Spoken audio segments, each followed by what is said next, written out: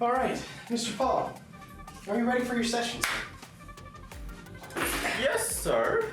Excellent. I am ready. Tell me how you feel about. I'm just kidding. No. In today's video, we're gonna make Paul make his first ever D&D character.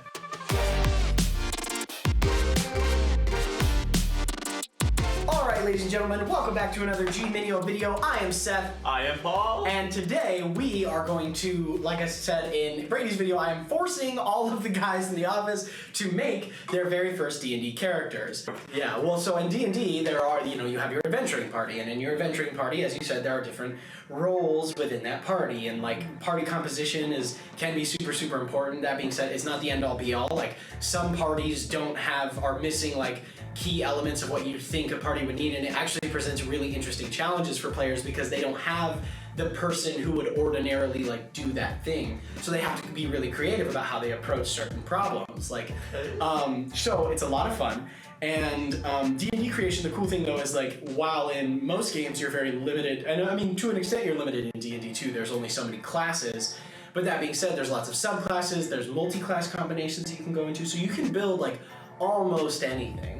We are going to be diving into Paul and sort of how he likes to play games, like the role that he likes to fulfill, because when you play your first D&D character, it's fun to do kind of like what you think, what you'd want to do. So, dude, I'm excited, let's go! Character creation, first ever, and we're going to be choosing his race and class today. So, we are going to get into the race and class, starting with your race. I like to be Asian. First question that I always ask people is, do you want to play a human, just a human, or literally anything else? No one in their sane creative minds would ever just settle to be a human. Hey, lock in everything else for me. Okay. Alright, everything else, more exotic, non-human character. Excellent. Off to a good start. So, Paul, what type of environment do you imagine this character coming from? And don't forget, in D&D, there are magical environments. First thing I pictured was kind of like an underwater city. Maybe kind of like Atlantis, but instead of living in the heart of Atlantis, maybe a little in the outskirts, maybe a little rougher. Outskirts of, but underwater. Underwater creature. Deep underwater. Okay. So maybe a little separated from the rest of, what is it? Humanity and everything. A life on the surface. Okay, wow. So underwater environment. Yes, sir. Okay. So then, that immediately brings to mind a few different characters. Let me see, a few different races that you could potentially be.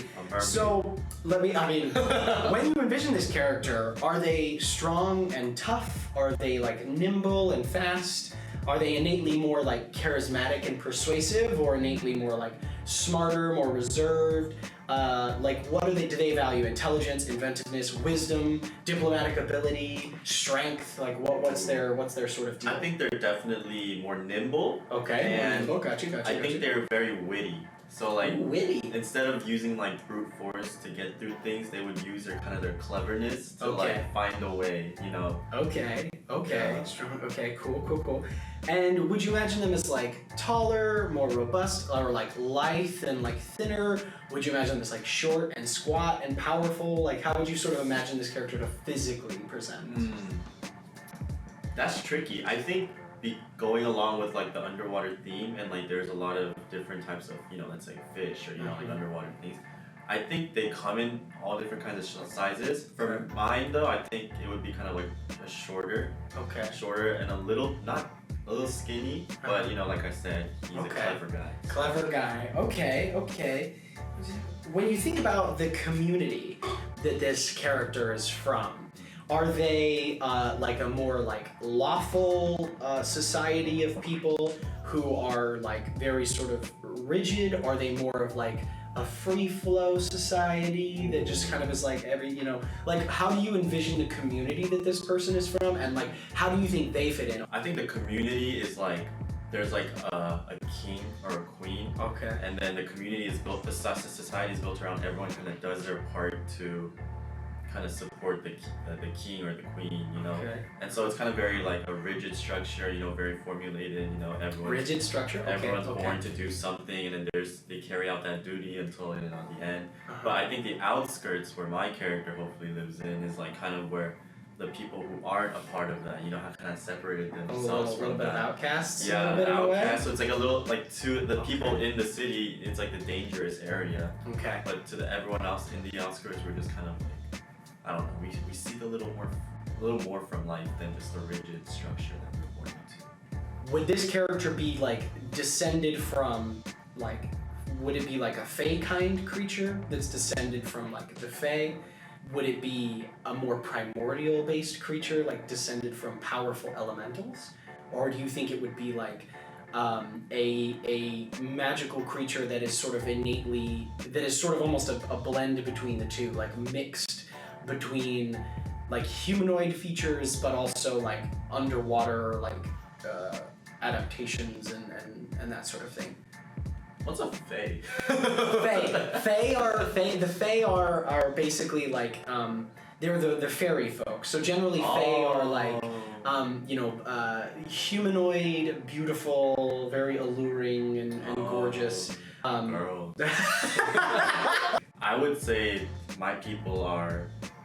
I would say it's in between. I think they have like the basic kind of human figure, but you know, like you said, with like different. That was what I was hoping you would say. I would say like to the regular human, like we would be seen as kind of grotesque or kind of ugly. Interesting. Okay. But to us, but beauty in their own form. We're beautiful in our own. All right. I think we got it. I think we know what Paul is. I'm excited. Paul, your race and your first D&D character. Okay. Is Triton. Triton. You are a Triton. You are a Triton. That sounds pretty powerful. They're very good. They're a very good race. They are amphibious. They can breathe both air and water. Okay. They live in mostly underwater societies. They are like they have a very sort of like structured, almost like militant society in a way. They guard their borders very carefully. They are humanoid in appearance, but have like blue or green skin, elements of like scale on them, but they are powerful creatures. They have bonuses to strength, charisma, and constitution. Okay. Oh my god, I'm OP. You are Tritons are badass. Like Tritons are one of the coolest races. They also have limited innate control over water. I believe they know the shape water cantrip. So you can like I'm a waterbender. You kind of. Oh like, my in a way. god. So you are a Triton. I think that is your race. And they cook them. I mean, they can cook for them, hell yeah. More fish. So, Paul, we've got Triton. Triton, let's go. That's one of the most badass names of any playable race in like all of D&D. Dude, yeah, honestly. Tritons are super cool. It's better than freaking, what is it? No. Just kidding. Tritons suck, and gnomes are the greatest race of all time. But now let's move on to class selection. So there are 12 classes in D&D, and I'm going to ask you some questions. They break down into those 3 large categories, so we're going to try to get you into one of those 3 kind of broad buckets. Okay. And then go from there. So, this character, this Triton, if you will, do you envision them as like someone who's a sort of more like aggressive and like jumps into the fore of combat and is kind of like in the face? Are they someone who kind of runs around the battlefield and is contributing and supporting, maybe setting up their allies for their abilities and more of a support role?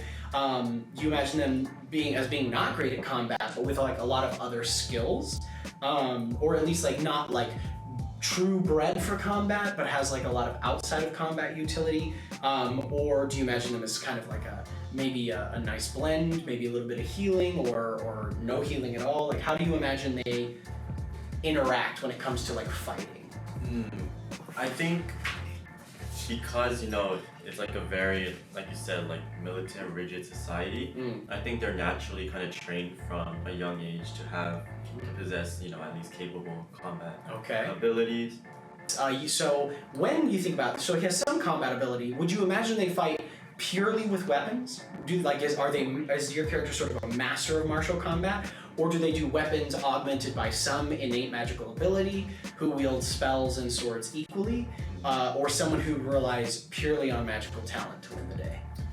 I think these people are like a mix, definitely a magical ability and just combat powers, I think like their magical abilities would have to like surround something with the ocean. Maybe maybe control other.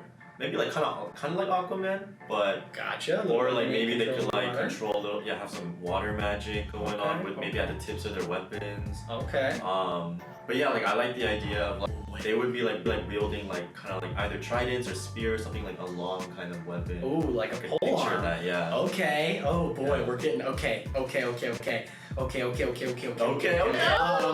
Is their magic something that is like innate within them? Does it come from their dedication to either like a patron deity of their society, or maybe even a dedication to like an idea, like a sort of like a manifestation of like their will to do things? Is it like, again, innate within them, or are they very studied? Does the society teach magic to its members and like make them learn the intricacies of spellcraft, or does it come from like something like is it like a gift given by some other thing? I think there are like a small group of people who are very capable of magic abilities, but I think for the majority of like them, like I said, like they're bred for combat, and so like they would be given weapons. Gotcha. That like the weapons itself would be like the source of the magic. I feel. Ooh, the weapons themselves. Yeah. So without the weapons, like they wouldn't really have magic. They could still maybe like do some hand to hand, but like the weapons is what makes them very like fearsome. Right. I feel. Okay. They're chiefly reliant on their weapons. Yeah, I feel like and their really, martial given ability. The weapons once they like prove themselves. Okay. From the higher up. Okay. When you picture their magic and like the flavor of it, are they mostly like wielding their weapons and then they might cast the occasional spell and then they go right back to the weapons? Or are they going to fuel their abilities with magic? Like what would you think? Well, I think though whenever they would attack, like their weapons, their attacks would be infused with magic, just because like the weapon itself is a source of magic. Right. So it wouldn't just be like regular just swords. They would have a sword fight, like where they're like they would get their spears, like maybe wash it around. Yeah, there's like some sort of whirlpool a little, but then like so. Yeah, it's definitely like more magically, but I don't think they're like very adept at magic itself. I think it's just like first of all like their weapon, and first like they're just, since they live underwater, they just have a natural affinity, so they almost do have like a natural affinity, and their magic they're almost like a vessel for something, as opposed to like I got it. I got it. I know what you are. Okay. I know what you are, and it's perfect. It's perfect. So, Paul, I believe that you, good sir, are a half caster, not a full caster. And I believe, based on what you've said so far, that you are a Triton Paladin. Okay! Oath of the Open Sea. Oath of the... Which is Matt Mercer's homebrew oath from Critical Role, but it is the tenets of the sea are to like explore, to further the boundaries of like freedom are one of the core values of Oath of the Open Sea. Some of their oath spells are spells that deal with like water. Their abilities are about like their abilities are like infused with water. They get like divine strikes and things like that. And usually paladins get their powers are fueled by either a god, but not necessarily always a god. They can also be to like a set of ideas, and sort of their magic almost comes from like their will to manifest it and their dedication to something that is generally like powerful, and whether again that's like an idea, a god, or even in some cases like maybe some like very powerful entity like that they serve.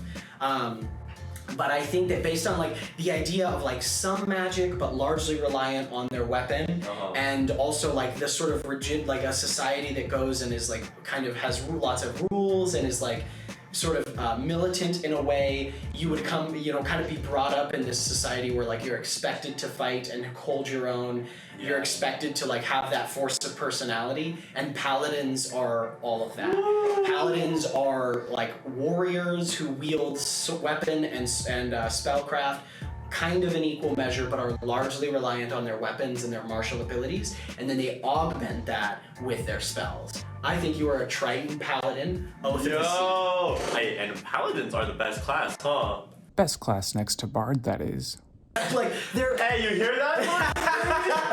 I'm better than you. But it's also awesome because the party composition that you guys have so far, you guys kind of needed, like, I didn't tell Paul this, but you guys kind of did need a bit of like someone who's tanky, and paladins are tanks. And also, it's great because you could use heavy armor, but still use like a trident and use it as a pole arm to like keep things at bay.